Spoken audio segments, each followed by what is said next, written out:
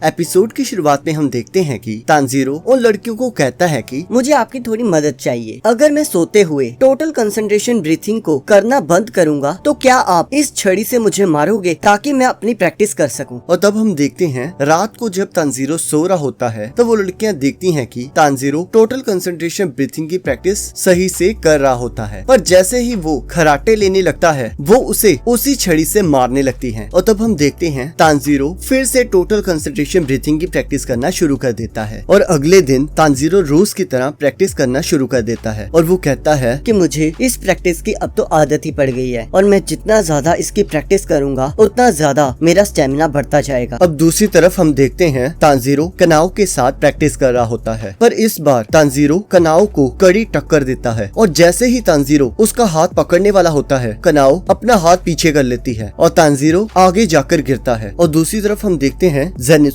और Inosuke Tanjiro को training करते देख रहे होते हैं, पर फिर भी वो ट्रेनिंग के लिए नहीं आते और सीन शिफ्ट होता है। अब अगले दिन हम देखते हैं तानजीरो गॉड को तोड़ने की कोशिश कर रहा होता है और वो लड़कियां उसका हौसला बढ़ा रही होती हैं और हम देखते हैं तानजीरो उस गॉड को सक्सेसफुली तोड़ देता है। अगले दिन हम देखते हैं जेनित्सु और इनोस्के सो रहे होते हैं और जैसे ही जेनित्सु उठता है उसकी स्पैरो उसके पास आ जाती है। तब जेनित्सु अपनी बर्ड से कहता है कि मैं तानजीरो के साथ ट्रेनिंग पर इसलिए नहीं जा रहा क्योंकि मुझे डर है कि तानजीरो तो मुझे बहुत कुछ बताएगा बट मैं कुछ भी समझ नहीं पाऊंगा क्योंकि मैं एकदम बेकार हूँ। तब उसकी चिड़िया उसके साथ एग्री करती है। तब जेनित्सु कहता है तुम ऐसे कैसे कह सकती हो, तुम मेरा हौसला भी तो बढ़ा सकती थी। तब उसकी बर्ड कहती है वर्क हार्ड। तब हम देखते हैं जेनित्सु बिना किसी ड्रामे की अपनी दवाई को पी लेता है और इनोस्के भी उठ जाता है और वो कहता है चलो चले मोनित्सु, और वो दोनों ट्रेनिंग के लिए चले जाते हैं। वहाँ शिनोबु उन्हें बताती है कि तानजीरो एक स्किल को मास्टर कर रहा है जिसका नाम है टोटल कंसंट्रेशन ब्रीथिंग। इसे करने से तुम्हारा स्टेमिना बहुत ज्यादा बढ़ जाएगा। और वो दोनों उसे ट्राई करते हैं पर उनकी हालत बहुत पतली हो जाती है। तब तानजीरो उन्हें टोटल कंसंट्रेशन के बारे में समझाने लगता है और कहता है तुम जरूर कर पाओगे, और तानजीरो उन्हें उसकी प्रोसेस बताने लगता है, पर उन दोनों के पल्ले कुछ नहीं पड़ता। तब हम देखते हैं शिनोबु वहाँ आती है और वो कहती है कि ये एक बिगिनर लेवल स्किल है, तुम्हें बहुत ज्यादा प्रैक्टिस करनी होगी। और वो इनोस्के को कहती है कि मुझे लगा था कि तुम्हारे लिए तो ये एक बच्चों का काम होगा, पर अब मुझे लगता है तुमसे ना हो पाएगा। और ये सुनकर इनोस्के को बहुत गुस्सा आ जाता है और वो कहता है तुम्हारा क्या मतलब है, मैं करूँगा, जरूर करूँगा। और फिर शिनोबु जेनित्सु का हाथ पकड़कर कहती है जेनित्सु तुम ये कर सकते हो, मैं तुम्हारे साथ हूँ। और जेनित्सु खुशी के मारे पागल हो जाता है और वो और इनोस्के ट्रेनिंग करना शुरू कर देते हैं और हम देखते हैं कनाओ उनको ट्रेनिंग करता देख रही होती है। तब शिनोबु उसे कहती है कि तुम क्यों नहीं उनके साथ ट्रेनिंग कर रही, तुम भी उनके साथ ट्रेनिंग कर सकती हो। और कनाओ अपना सिर हिलाकर वहाँ से चली जाती। तब हम देखते हैं कनाओ अपनी जेब से एक कॉइन निकालती है और उसे हवा में फ्लिप करती है और तब हमें कनायो का पास दिखाया जाता है जहाँ हमें दिखाया जाता है कि वो बहुत गरीब होती है और उसके फादर उसे बहुत मारते थे जिसकी वजह से वो अंदर से पूरी टूट चुकी थी। और एक दिन उसे किसी चीज के टूटने की आवाज आती है और उसके बाद से उसे कुछ भी फील होना बंद हो जाता है। और हम देखते हैं कि कनायो को उसके पेरेंट्स ने बेच दिया होता है, पर फिर भी उसे कुछ भी महसूस नहीं होता। और फिर हम देखते हैं कि शिनोबु की सिस्टर उस आदमी को बुलाती है और कहती है कि आप मुझे बताओगे कि आपने इस लड़की को बांधा क्यों हुआ है, क्या ये कोई क्रिमिनल है। तो वो आदमी कहता है कि ये एक इन्फेक्टेड पर्सन है और ऊपर से बहुत गंदी है। तब वो लड़की कनायो को अपना नाम कनाई कोचो बताती है और कहती है कि तुम्हारा नाम क्या है, पर वो कुछ भी नहीं बोलती। और तब वो आदमी कहता है कि इसका कोई नाम नहीं है, इसके पेरेंट्स ने इसका कोई नाम ही नहीं रखा और अब आप जाओ। तब शिनोबु से कहती है कि अपना हाथ मेरी बहन से दूर रखो। और तब वो आदमी कहता है कि अगर आप इतने ही इंटरेस्टेड हो तो आप इसे खरीद क्यों नहीं लेते। और हम देखते हैं शिनोबु सारे पैसे हवा में उड़ा देती है और कहती है इसे कलेक्ट कर लेना। और वो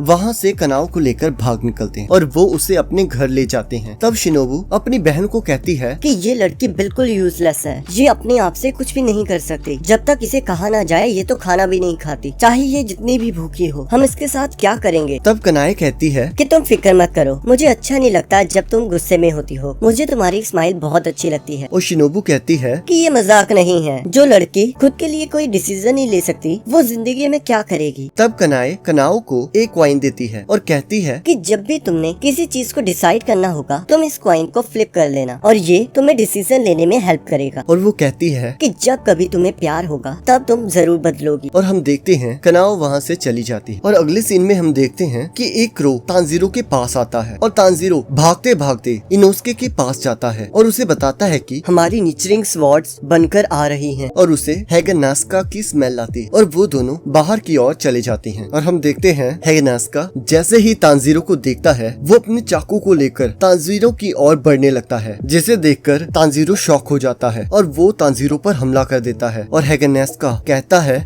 तुम्हारी हिम्मत कैसे हुई मेरी तलवार को तोड़ने की? तब तांजीरो कहता है कि मेरा अपोनेंट बहुत पावरफुल था। तब हैगनास्का कहता है कि ये बस एक्सक्यूजेस है, ये तुम्हारी गलती है, तुमने उसे तोड़ दिया, अब मैं तुम्हें मार दूंगा। और वो तांजीरो के पीछे हाथ धोकर पड़ जाता है। और तब दूसरा मैन्युफैक्चरर बताता है कि मेरा नाम कानामोरी है और मैंने मास्टर इनोस्के की स्वॉर्ड्स बनाई हैं। ऐसा पहली बार हुआ है कि मैंने किसी के लिए डुअल स्वॉर्ड्स बनाई हैं। मुझे उम्मीद है कि उनके लिए ये मददगार साबित हो। और तब हम देखते हैं इनोस्के एक पत्थर से अपनी तलवार को मारना शुरू कर देता है, जिसे देखने के बाद वो तीनों बहुत शॉक हो जाते हैं और कानामोरे उसे मारने की धमकी दे रहा होता है, पर तांजीरो उसे रोक के रखता है। और फिर इनोस्के अपनी दूसरी तलवार को भी पत्थर से मारने लगता है, जिससे कानामोरे को और गुस्सा आ जाता है और वो गुस्से में वहाँ से चले जाते हैं। और अगले दिन हम देखते हैं कि तांजीरो कनाओ के साथ ट्रेनिंग कर रहा होता है और हम देखते हैं कि वो कनाओ का हाथ पकड़ने में कामयाब हो जाता है और तांजीरो रिफ्लेक्स ट्रेनिंग में भी कनाओ को हरा देता है, पर वो उसके ऊपर पानी डालने की जगह पानी का गिलास उसके सिर पर रख देता है, जिसे देखकर जेनित्सु और इनोस्के अपनी पूरी ताकत से प्रैक्टिस करना स्टार्ट कर देते हैं। तब शिनोबु तांजीरो को बताती है कि अब तुम ठीक हो चुके हो, अब तुम अपने मिशंस पर जा सकते हो। और तब तांजीरो शिनोबु से पूछता है कि क्या आपने हिनोकामी कागरा डांस के बारे में सुना है? और शिनोबु कहती है नहीं। तब तांजीरो कहता है और फायर ब्रीदिंग के बारे में? तो शिनोबु कहती है मुझे इसके बारे में भी नहीं पता। तब तांजीरो से बताता है कि मैंने बचपन में ये सब सीखा था, मेरे फादर फायर ब्रीथिंग यूज करते थे। तब शिनोबु बताती है कि फायर ब्रीथिंग का तो पता नहीं, पर फ्लेम ब्रीथिंग जरूर एग्जिस्ट करती है, पर वो फायर ब्रीथिंग नहीं है और फ्लेम ब्रीथिंग को कभी भी फायर ब्रीथिंग नहीं कहा जाता। शायद फ्लेम हाशिरा रेंगुकू इसके बारे में कुछ जानते होंगे, पर अभी वो किसी मिशन पर गए हैं। और तांजीरो शिनोबु को थैंक यू कहकर वहाँ से चले जाता है। और अब रात को तांजीरो नेजुको के कमरे में जाता है और देखता है कि नेजुको अभी भी सो रही होती है और वो कहता है कि हाँ मुझे पता है कि जितना तुम सोती हो उतनी तुम्हारी पावर बढ़ती जाती है, पर फिर भी अगर तुम आंखें ना खोलो तो मुझे चिंता होने लगती। और तुम्हें पता है बहुत जल्दी मैं मिशन पर जाने वाला हूँ और जेनित्सु और इनोस्के भी मेरे साथ होंगे और मुझे पता है कि तुम भी मानती हो कि वो दोनों बहुत अच्छे इंसान और उनके साथ होने से मुझे कॉन्फिडेंस मिलता है। मुझे पता है मुझे बहुत खतरनाक राक्षसों को हराना होगा और उनका खून तमायो को भेजना होगा ताकि वो तुम्हारे लिए मेडिसिन बना सके। क्या मैं ये कर पाऊंगा? पर तभी तांजीरो को नेजुको की आवाज आती है और वो कहती है तुम कर पाओगे बड़े भैया, मुझे तुम पर पूरा विश्वास है। ये सुनकर तांजीरो बहुत खुश हो जाता है और इसी के साथ एपिसोड खत्म हो जाता है। अब अगले एपिसोड का लिंक आपके स्क्रीन पर आ रहा होगा, आप उस पर क्लिक करके अगले एपिसोड को देख सकते हो।